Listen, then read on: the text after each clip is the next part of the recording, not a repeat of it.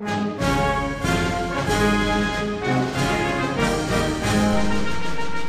folks, today we're going to continue our conversation further concerning the Chinese student in the United States, North Carolina, Duke University, and her name is Grace Wang.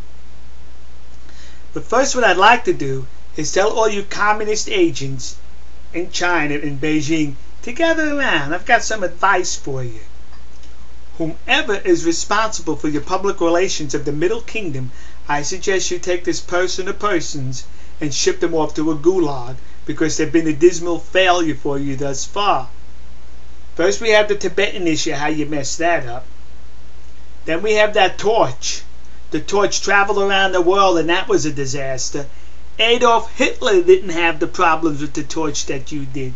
The evil empire, the Soviet Union, did not have the problems with the torch that you did. So now the torch comes to Nagano, Japan, and what happens? Instead of you waving the Japanese flag, you wave your blood-soaked communist flag. And you insulted the people of Nagano, and you insulted the people of Japan.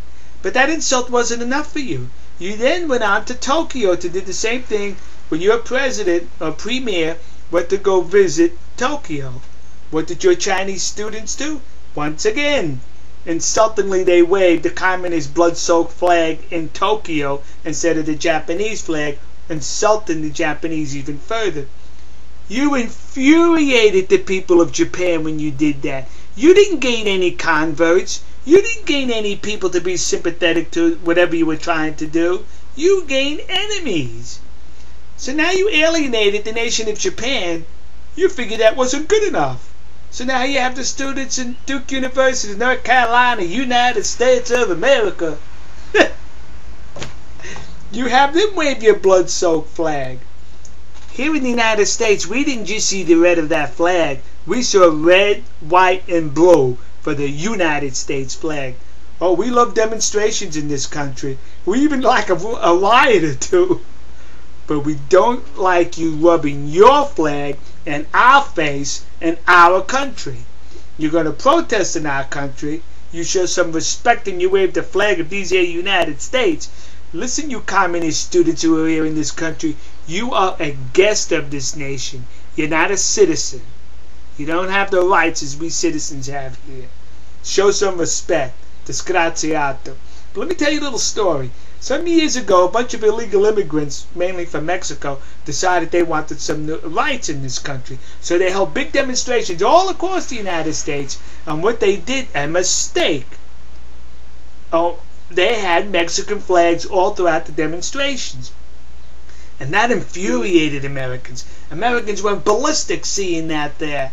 Americans kept saying, why aren't they waving the American flag? Why are they waving the flag of Mexico? If you like Mexico so much, they said, go to Mexico.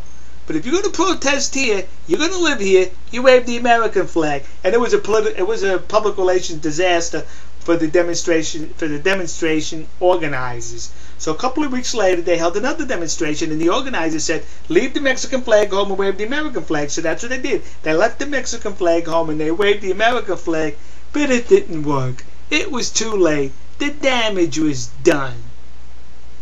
So as a result, major cities throughout the United States are passing legislation making it tougher for illegal aliens to work and live in this country, as well as our immigration services have been rounding more of them up because they screwed up that first demonstration.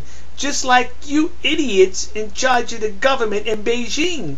Your public relations is a disaster.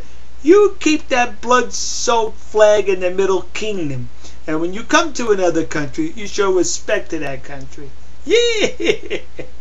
Speaking of respect, to my good friend in Japan, Takashiya. How you doing? Alright, folks. See ya.